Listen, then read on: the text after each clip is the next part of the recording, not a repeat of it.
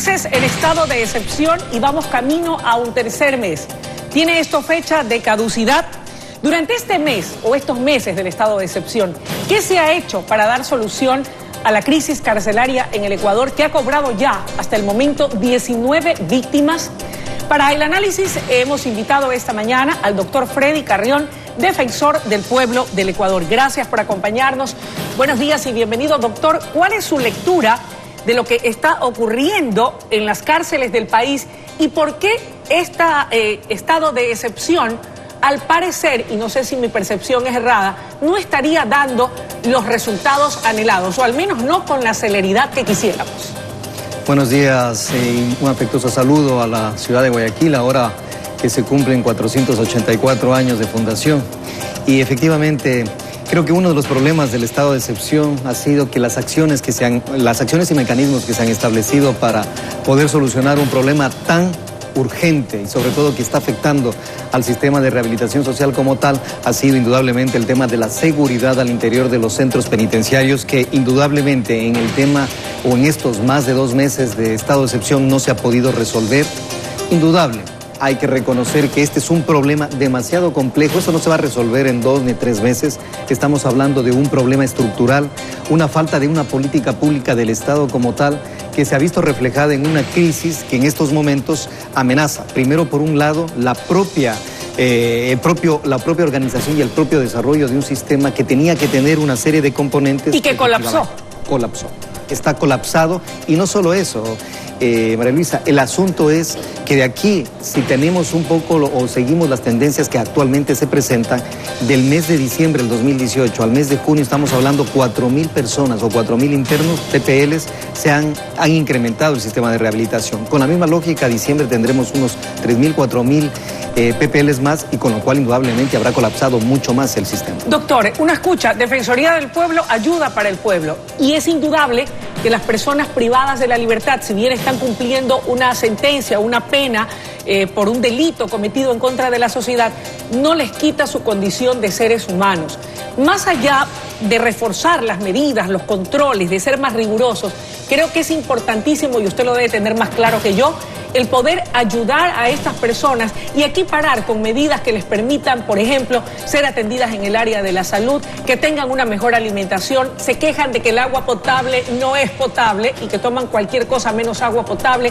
Y entonces yo creo que eso, en lugar de calmar los ánimos, lo que hace es encender más la violencia y la situación adversa y difícil que se vive en los recintos carcelarios del país.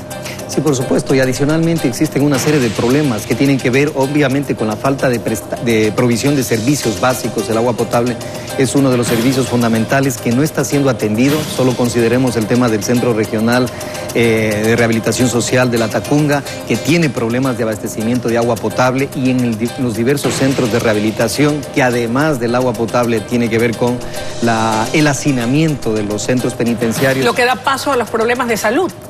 Problemas de salud, problemas de violencia, problemas de inseguridad.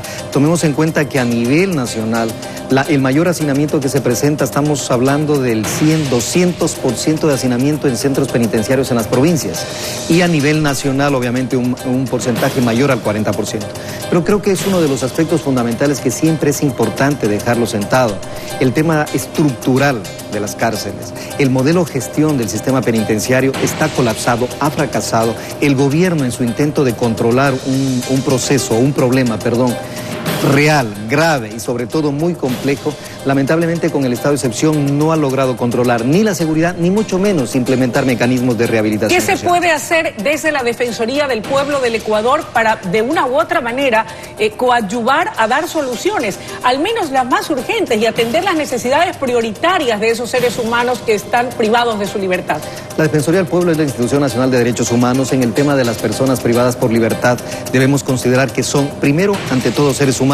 Aquí no estamos discutiendo cuál ha sido el delito por el cual hayan o están cumpliendo una pena. Para eso se encuentra el sistema como tal. Y partiendo de esa premisa, ¿qué es lo que están haciendo? Y justamente uno de los temas fundamentales que hemos planteado al directorio del organismo técnico, porque consideremos o entendamos que existe un organismo técnico de rehabilitación social del cual la Defensoría del Pueblo forma parte, pero que también está el Ministerio de Deportes, el Ministerio de Trabajo, el Ministerio de Inclusión Económica y Social, el Ministerio de Cultura, la Secretaría de Deportes, en fin. El Ministerio de Salud para poder atenderlos. El Ministerio de Salud. Y cada uno de los componentes que forman parte del directorio tienen una tarea fundamental dentro del proceso de rehabilitación.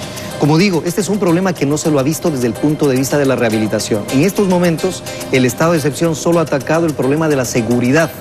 Pero lamentablemente, si no le atamos al tema de la rehabilitación, tendremos personas que salen en libertad y que vuelven a reincidir. Por lo tanto, un círculo vicioso que efectivamente terminará afectando al propio sistema como tal. Hecho el diagnóstico, sabiendo lo que hay que hacer, ¿qué se está haciendo? Le pregunto esto porque usted está en la Defensoría del Pueblo del Ecuador y seguramente tiene trato o conocimiento de lo que se está haciendo para también atender al ser humano.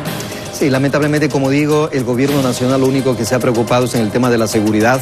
Creo que no resuelve una complejidad de una situación tan grave, que no solamente es un tema de seguridad, sino es un tema de rehabilitación. Mientras no tengamos una política pública realmente orientada, por un lado, a rehabilitar a las personas que se encuentran privadas por la libertad, pero sobre todo que entienda las causas de esta dinámica, porque posiblemente estamos atacando solamente las consecuencias de un problema grave, pero no las causas, y las causas parten de un Código Orgánico Integral Penal, de un tema de un abuso inclusive de la prisión preventiva, en donde hay el 34% de personas privadas de libertad con prisión preventiva. Quiere decir que la justicia también tiene su parte en esto. Por supuesto, este es un sistema en donde el Consejo de la Judicatura, la Fiscalía y las instituciones que forman parte del organismo técnico tienen un papel fundamental para solucionar la crisis. Doctor, usted ha tocado un punto que es esencial y es el tema de la rehabilitación. Mire que hasta el nombre cambió. Anteriormente, los centros carcelarios eran centros de rehabilitación de tal o cual localidad o provincia. Ahora son centros de privación de libertad. Es decir, suena a castigo, a encierro, pero por ningún lado, ¿verdad? Cuando se decía centro de rehabilitación, aunque el preso iba a purgar una pena, uno tenía la esperanza o abrigaba la esperanza de que ahí adentro de los recintos carcelarios se le iban a brindar las posibilidades de rehabilitarse para luego reinsertarse a la sociedad y convertirse en un ente productivo, activo y de bien. Efectivamente, hay un tema, es que el sistema como tal sigue siendo un sistema de rehabilitación. La finalidad que establece la Constitución y el Código Orgánico Integral Penal para las personas privadas por la libertad es la rehabilitación. Esto no se podría entender si solamente detenemos a una persona, sancionamos a una persona que guarde o purgue una pena sin un proceso de rehabilitación.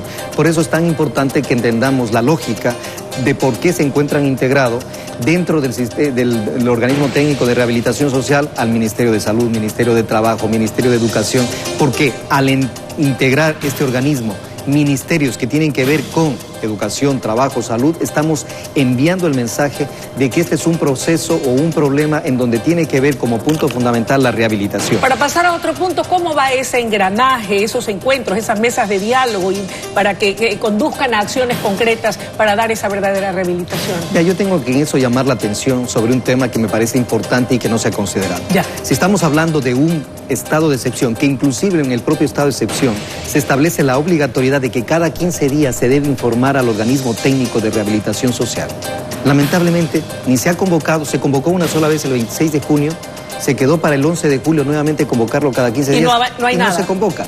Y estamos hablando de que es el directorio del organismo técnico de rehabilitación social, encargado de establecer la política pública de rehabilitación, encargado del tema de la administración de los centros penitenciarios, pero que en este año 2019 ha sido convocado una vez. Eso es gravísimo, así no avanzamos para ningún lado. Es justamente porque estamos hablando de que el gobierno nacional tiene una política en donde el SNAI, que es la Secretaría Nacional de Atención Integral del Adulto Mayor, está ejecutando prácticamente aislada del organismo técnico toda la política de rehabilitación social, y creo que ese es un error verlo como que una sola entidad como el SNAI pueda solucionar un problema complejo que debe estar integrado por todos los organismos, sobre todo secretarías del Estado, que tienen que ver con el tema de rehabilitación social. Buen punto, sin lugar a dudas. Rápidamente pasar a otro tema de otro grupo de la población que no deja de ser también un grupo vulnerable e importante. Y me refiero a los representantes de los jubilados del Ministerio de Educación que el día de ayer estuvieron presentes en la Comisión Legislativa, donde estuvo citado el señor ministro de Finanzas. Ellos exigen un cronograma claro de pagos y la eliminación del pago en bonos. ¿Qué hacer por estos jubilados del magisterio ecuatoriano que dieron su vida a favor de la enseñanza, de la educación de muchos de nosotros, pero que hoy se les dice: este va a ser el cronograma, les pagamos con papeles y ellos quieren su dinero. Muchos están enfermos, algunos están en huelgas de hambre, otros participando en manifestaciones y marchas, se lo digo porque lo conozco de buena fuente, han tenido hasta problemas de salud muy adversos. Vea, ese es un problema muy acuciante que preocupa y debe preocupar obviamente al país en general. Estamos hablando de los maestros jubilados, personas que han entregado su vida no solamente por educar y enseñar a generaciones enteras de ecuatorianos y ecuatorianas, sino que adicionalmente tienen un derecho. ¿Cuál es?